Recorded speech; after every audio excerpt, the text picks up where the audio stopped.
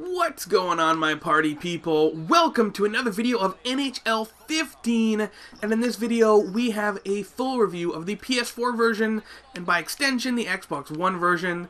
Now, the really cool thing about the PlayStation 4 version is the gameplay.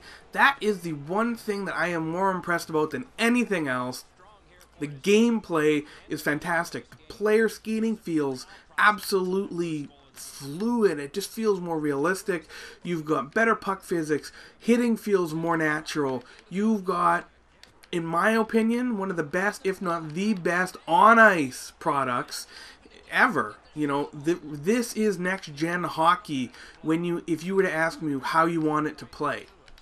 Now, some of the other features are reasonably good to have, but it's not something I'm worried about.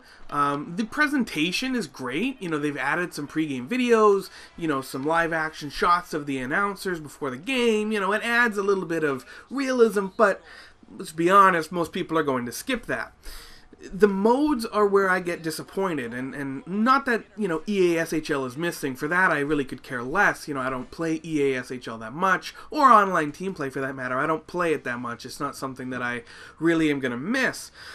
But what really gets me is, you know, we're on a next-gen console, and Live the Life is gone. Now, I can understand, you know, Live the Life with some of the extra features like the, you know, the interviews, things like that could be toned down, but this is bare bones, hardly worth your time. Be a pro.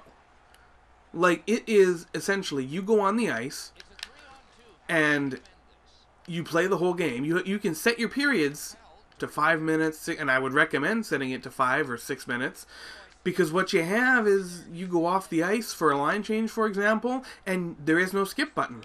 You have to watch the entire game from the bench if you want to kind of simulate a real game. So if you put 20-minute periods, you're going to be sitting on the bench for about 30 minutes in the whole game, right? Because, I mean, how often can you truly play? So Be a Pro mode is really not worth anybody's time, in my opinion. I mean, if you're into that kind of thing, go for it. In fact, I think it would work really well with goaltenders in the Be a Pro mode that they have. But, you know, okay, you would think GM mode. There must be improvements in GM mode. Well, the GM mode, I figured, would have at least, at the very least, a smoother and quicker simulation. You'd assume that the simulation engine would be at least optimized for next-gen consoles. And in fact, I find the simulation engine a little bit slower, to be honest. And not only that, they've really screwed it up. You have what is, let's say you want to build your team. You can't draft players in GM mode. You can't draft players in GM mode. I'm going to say it one more time because it blows my mind. You can't draft your own players in GM mode. What the hell? And not only that, you know, they say, oh, it's coming in a patch, you know, it's coming in a patch. Well, the world's coming in a patch, but right now it's not here, and that's so disappointing. You know, if they have it as a day one patch, then fantastic. If they don't, you know, I am just, I'm shocked. You know, I really am shocked and appalled. Other than the kind of the shortcomings of the features in the simulation engine, there is no differences. I mean, the GM mode is exactly the same as it has been. Potentials are different, which kind of, it's a little confusing because, I mean, everybody's used to stars now, but what they have is kind of a, they'll say what the player is. So, like, let's say you draft a goalie and it says, I haven't seen this yet, but let's say it says, like, elite goalie, and then it says the potential of them making that is low, medium, or high, so if it's, or exact.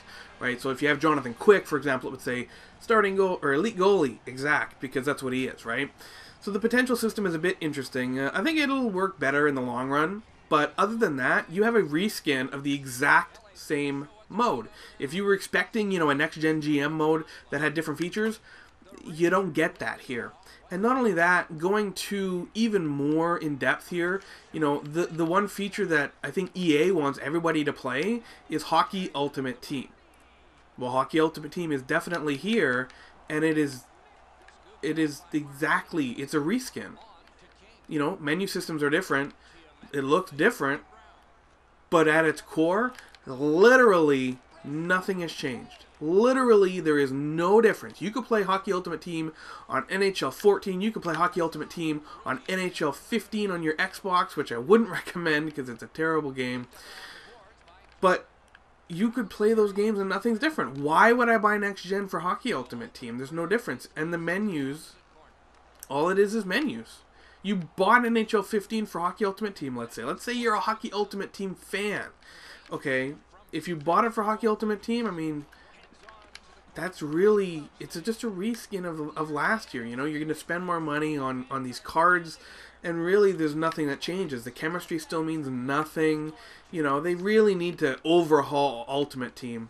So, guys, the last thing I want to mention here is, you know, if you want to buy NHL 15 on Next Gen, you got to look at how you want to play. If you want to play, you know, the game, if you want to play Hockey Ultimate Team, let's say, and you play every single game, or you play GM mode and you play every single game, I would say buy the game, because the on-ice product is the best I've ever seen it. But if you're going to look at yourself and really be honest and say, you know, I spend most of my time in simulation modes. I spend most of my time in GM modes simulating, you know, I spend most of my time in Be a Pro mode, and, you know, I play 1 in 10 games, or I play third periods, right? That's something you can't do here. So really got to be honest with yourself with how you play the game, and then you can make your decision from there.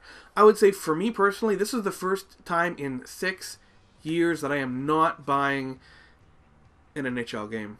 And it makes me sad, but, you know, I'm going to have some Madden content, because when you compare some of the features, GM mode, compared to, again, Madden, there's no contest. Even Ultimate Team, the Madden Ultimate Team is much, much better. Heads and tails better than Hockey Ultimate Team. So, guys, the review is there. Let me know what you think in the comments below. Are you going to buy it anyways?